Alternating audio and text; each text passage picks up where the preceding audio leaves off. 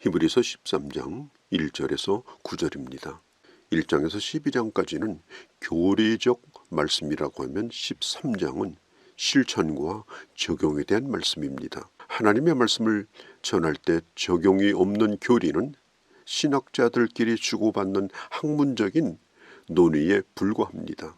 그래서 말씀을 가르칠 때 교리로 시작하여 삶의 적용으로 마무리해야 합니다. 히브리서 기자는 교리를 소개하면서 간단한 적용을 언급하기도 했지만 13장 전체에서는 하나님의 말씀을 따라 사는 삶이 무엇인가, 삶으로 드리는 예배가 무엇인가를 소개하고 있습니다. 신자의 첫 번째 적용은 사랑으로 실천하는 것입니다.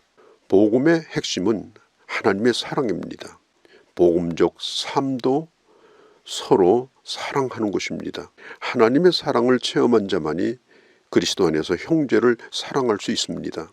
똑같은 사랑을 체험했기 때문에 서로 사랑하는데 어떤 장애물도 있을 수 없습니다. 히브리서의 성도들은 고난 가운데서 서로 사랑하며 격려하며 교제를 이미 나누고 있습니다. 사랑의 열매로 나타나지 않는 공동체라면 십자가 사랑과 진리를 어떻게 드러낼 수 있겠습니까? 1절은 말합니다. 형제 사랑하기를 계속하고 쉬어서는 안 됩니다. 계속해야 합니다. 하나님께서 우리를 부르셔서 교회에서 만나게 하시고 머리 대신 주님의 지체가 되게 하셨습니다. 그러므로 우리에게 끊임없이 요구되는 것은 서로 피차 사랑하며 주 안에서 교제하며 우리를 부르신 하나님의 뜻을 이루어 나아가게 하는 것입니다. 계속하라. 이 말은 한두 번 잘하고 끝내는 것이 아니라 계속해서 그렇게 하라고 하는 말입니다. 초대교회는 안정적이지 않았습니다. 그래서 복음을 전하는 사역자들의 삶이란 매우 열악하였습니다. 어떤 보장도 제대로 받을 수 있는 그런 환경이 아니었습니다. 초대교회 성도들의 삶이 힘들지만 그러함에도 불구하고 복음을 위해서 수고하는 순회 전도자들을 대접하라고 성경은 말하고 있죠. 그러면서 성경에 보면은 나그네를 잘 대접한 한 사람을 소개합니다. 그게 바로 아브라함입니다.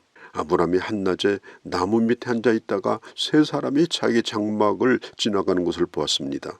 아브라함과 아는 사람이 아닙니다. 그러함에도 불구하고 그들을 장막으로 모셔 송아지를 잡고 극진히 대접했습니다. 그로 말미암아 소돔 고모라의 멸망에 대한 소식을 듣고 아브라함의 조카인 롯의 가정을 위하여 하나님 앞에 중보기도를 하며 그 가정을 구원받게 하는 그런 일이 있었습니다. 고통을 겪은 사람은 남의 고통을 더 이해합니다. 아파본 사람은 남의 아픔을 더 이해합니다.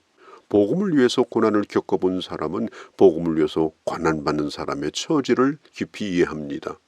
복음을 위해서 갇힌 자가 있을 때 마치 내가 거기 있는 것처럼 그들을 생각하라고 말하죠. 오늘 성경 3절에 보면 너희도 함께 갇힌 자 된 것 같이 생각하라. 너희도 몸을 가졌은즉 학대받는 자를 생각하라고 말합니다. 병상에 누워있는 자, 어려운 환경에 갇혀있는 자, 오래도록 그런 처지에서 고통을 받는 자들을 돌봐줄 책임이 있습니다. 너희도 같은 몸을 가졌다라고 말하죠. 우리도 언젠가는 그런 처지에 놓일 때가 있습니다. 항상 젊은 것이 아닙니다. 항상 건강한 것이 아닙니다. 사람이 그럴 때가 있고 힘들 때가 있습니다. 그럴 때를 생각하며 나에게 시간이 주어졌을 때 외로운 자들, 힘든 자들을 돌봐주는 일을 부지런히 해야 한다는 것입니다. 결혼은 하나님께서 정하신 신성한 제도입니다. 오늘 성경은 말하죠. 모든 사람들은 결혼을 귀히 여기라. 아내를 그리고 남편을 귀히 여겨야 합니다. 가까이 있는 배우자를 존중하고 사랑하는 것이 이웃을 사랑하는 첫 번째 실천입니다. 하나님이 내게 주신 최고의 선물이 가족들이요 또한 배우자입니다. 부부가 튼튼한 두 기둥이 되어서 서로 사랑하고 순종하고 산다면 어떤 어려움도 능히 견뎌낼 수가 있습니다. 그런 가정 안에 사는 자녀들도 안전합니다. 오늘 혼인을 가볍게 여기는 풍조가 있습니다. 그 풍조를 따라가지 아니하고 가정을 귀히 여기는 자가 되어야 합니다. 우리가 사랑해야 될 것이 있고 사랑하지 말아야 될 것이 있습니다. 성경은 말합니다. 돈을 사랑하지 말고 네가 가지고 있는 것으로 형제를 사랑하라. 돈을 사랑하지 말고 형제를 사랑하라. 5절에 보면 돈을 사랑하지 말고 있는 것으로 족한 줄로 알라라고 말합니다. 돈을 보기를 돌처럼 하라, 그런 뜻은 아닙니다. 돈은 귀합니다. 땀의 열매입니다. 그렇기에 하나님이 기뻐하는 곳에 써야 합니다. 내게 물질을 주신 이유가 무엇인지 끊임없이 물으며 청지기로서 하나님의 뜻을 이루는데 물질을 사용해야 합니다. 특별히 오늘 내게 주신 것으로 만족해야 합니다. 돈은 대단히 불확실합니다. 그 돈이 내게 해게 될지 이익이 될지 모릅니다. 죽을 때도 한 푼도 가지고 가지 못하는 것이 돈입니다. 그러므로 돈이 많아도 유혹이 많지만 돈이 없어도 받는 유혹이 적지 않습니다.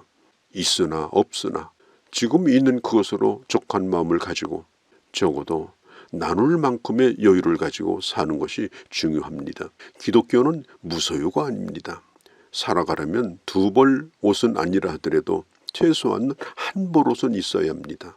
검소하게 살고 가난하게 살아도 부한자가 누리지 못하는 그 부유함의 비밀을 알고 있는 사람들이 우리들 아닙니까? 우리는 두 주인을 섬길 수 없습니다. 주님의 종으로 하나님이 주신 것을 잘 사용하는 청지기로 살아야 합니다. 오늘 성경은 말합니다. 주는 나를 돕는 자이시다. 내가 무서워하지 않을 것이다. 사람이 내게 어찌하리요. 우리는 하나님의 도우심을 받고 살았고 또한 앞으로도 하나님의 도움으로 살아갈 것입니다. 오늘 우리의 환경이 어떻할지라도 교만할 것도 없고 비굴할 것도 없습니다. 그 누구도 부유함도 가난함도 핍박도 평안함도 하나님의 사람을 흔들 수가 없습니다. 하나님의 자녀답게 살면 더 이상 바랄 것이 없는 그런 능력과 족함의 은혜를 누릴 수가 있는 것입니다. 7절에 보면 너희에게 일러주고 너희를 인도하던 자들을 생각하고 그의 행실의 결말을 주의하여 보고 그들의 믿음을 본받으라고 말합니다. 고난을 받는 지도자들이 있었습니다. 그들은 성도를 위해서 교회를 위해서 고난을 받고 있는 것입니다.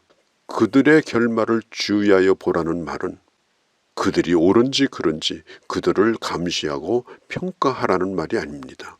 지도자들을 이해하고 그리고 그들을 본받고 그들과 함께 동역하며 하나님의 일을 이루어가는 성도들이 되라고 하는 것입니다. 목회자는 유교적인 권위주의를 내세우는 자리가 아닙니다. 만일 권위주의적이고 세속적인 방법으로 교회를 이끌어가는 지도자라면 조심해야 할 필요가 있습니다. 무조건 억지로 따라가라는 말은 아닙니다. 그러나 하나님의 부름을 받고 양떼를 인도하는 사역자가 교회를 사랑하고 성도를 사랑하며 목회를 하고 있는데 지도자의 연약함을 알면서도 그를 위하여 기도하며 협력하는 자세를 가지고 하나님의 교회를 섬기는 것이 참으로 아름다운 모습입니다. 오늘 8절은 말합니다. 예수 그리스도는 어제나 오늘이나 영원토록 동일하시다. 주님은 변치 않으시고 지금도 살아계시고 우리의 대제사장이 되셔서 우리를 위하여 기도하시며 끊임없이 우리의 삶을 주장하시는 분이십니다.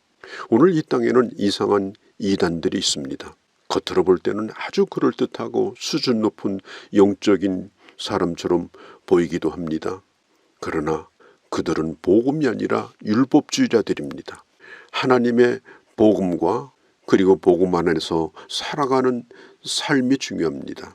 새로운 교훈을 가지고 와서 사람들의 마음을 빼앗으려고 하는 이단을 분별할 수 있어야 합니다. 무엇을 하고 무엇을 하지 않는 것을 통해서 구원도 받고 더 거룩해질 것이라고 말하는 것은 이것은 거짓 가르침입니다. 그리스도인의 아름다움은 하나님의 은혜로 영적인 건강함을 누릴 때 빛이 나는 것입니다. 육체적인 아름다움보다 더 아름다운 것은 영적인 건강한 삶을 사는 것입니다. 여러 가지 말씀을 드렸습니다. 하나하나를 생각하며 삶 속에서 구체적으로 적용하며 영적으로 건강한 삶을 살고 삶이 예배가 되어지는 그런 하나님의 사람들이 다 되어주시기를 바랍니다. 거룩하신 우리 아버지, 신자의 삶에 있어서 첫 번째 적용은 사랑하는 것이라고 했습니다. 어떤 고난도 성도가 서로 사랑하며 격려할 때 함께 그 고난을 이기며 하나님의 뜻을 이루어 갈 수 있음을 들었습니다. 하나님 아버지, 저희들에게 이런 사랑의 마음을 주시고 가난하든지 부유하든지 있는 것으로 족할 뿐 아니라 있는 것 중에 나누며 베풀 만큼 영적으로나 육적으로 넉넉한 삶이 될 수 있도록 축복하여 주시옵소서. 목회자와 좋은 통역자가 되어서 연약함을 서로 이해하며 채워주며 하나님의 뜻을 이루어갈 수 있는 교회들이 다 되게 하여 주시옵소서.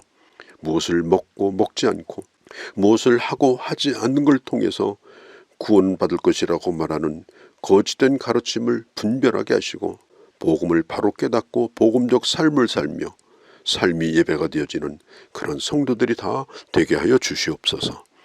예수님의 이름으로 기도하옵나이다. 아멘.